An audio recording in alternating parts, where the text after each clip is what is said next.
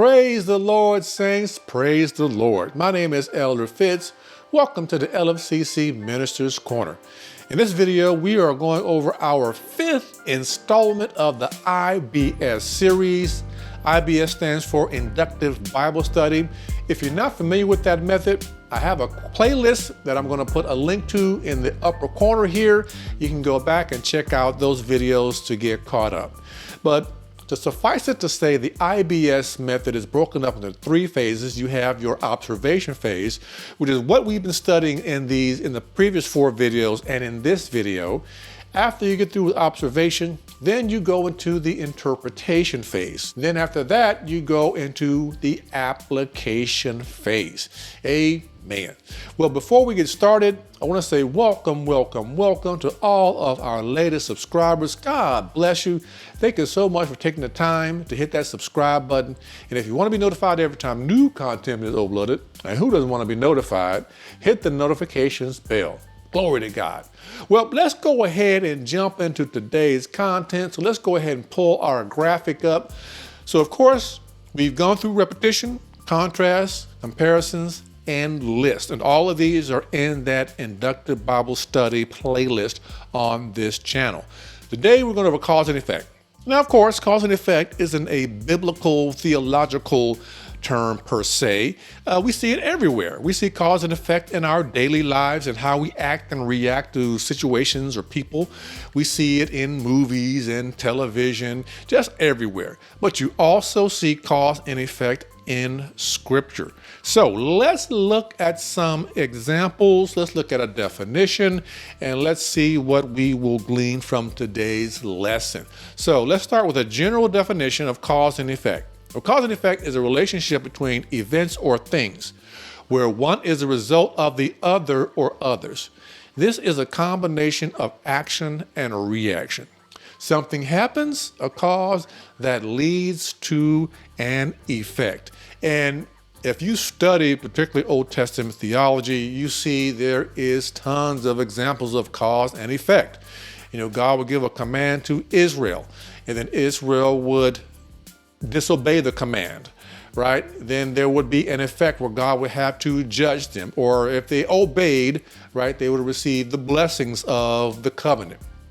We see it all over the place through the Old and New Testament. So as we look at some examples today, I want you to go back and reflect on your personal favorites. You know, what are your favorite scriptures, your go-to scriptures, and see if they have any elements of cause and effect, whether it's in the passage that you love or the surrounding passages, because cause and effect does show up quite frequently in Scripture. So let's take a look at an example. We're going to go back to Proverbs, which is chapter 15, verse 1. And it says, "A soft answer turns away wrath, but a harsh word stirs up anger."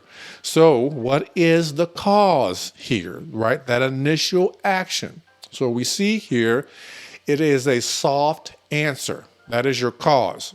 What is the action? What is the effect? What is the result of having a soft answer? Well, it turns away wrath. Then we have another example of that in the same verse, and it says, "A harsh word," right? That is your cause. What is the effect? What is the resulting action if you speak harsh words? Well, it stirs up anger. So we see here clear examples. Of course, Proverbs has tons and tons of cause and effect related scriptures. You can read through Proverbs, you know, as an exercise and begin to pick them out in order to sharpen your skills in this particular area. Now let's take a look at Romans chapter 6, verse 23. And it says, "For the wages of sin is death, but the free gift of God is eternal life in Christ Jesus our Lord." So once again, what is the cause here? Well, the cause is going to be sin, of course, right? Because sin is the action or the state that we are in. And if you stay there, there's a wage to be paid. So the effect, the result of living in sin is death. You know, but it goes on to say, "But the free gift of God is eternal life in Christ Jesus our Lord." So, of course, that would be obedience, right? That will be salvation, right? If you give your life to Christ, then of course that effect, that cause is going to be that eternal life in Christ Jesus our Lord. All right, let's take a look at another one. So what we have here is John 14:15 that says, if you love me, keep my commandments. Oh, I mean, this one's just clear, right? The cause here, the initial action is you loving God, me loving God, loving Jesus. If we love Jesus, then the effect of that is that we will keep his commandments. And let's take a look at our final example here. This is James 4:7, which says, therefore submit to God, resist the devil, and he will flee from you. Now, this one is a little different. Now, I want to select a scripture that may have a little bit of a nuance to it.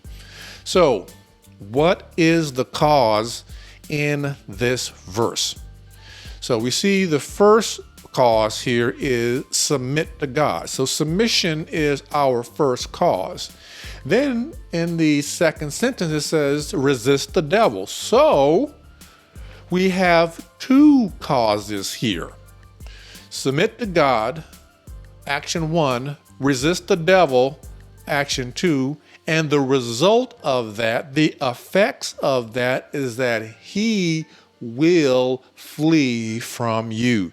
So we want to look at an example that was a little bit different. So see here, you see this one is that there's two actual causes that leads to an effect. And so I would encourage you, as you read through scripture, as you're going through your observation phase, take a look and take note of all those verses of scriptures that are cause and effect. So that is cause and effect. To God be the glory. Well, that's all I had for you in this particular episode, number 5, cause and effect. I hope this has been a real blessing. I hope this is helping you to observe the text, to soak in it, to really look deeply at it. Well, this is Elder Fitz. God bless you, and I will see you in the next video.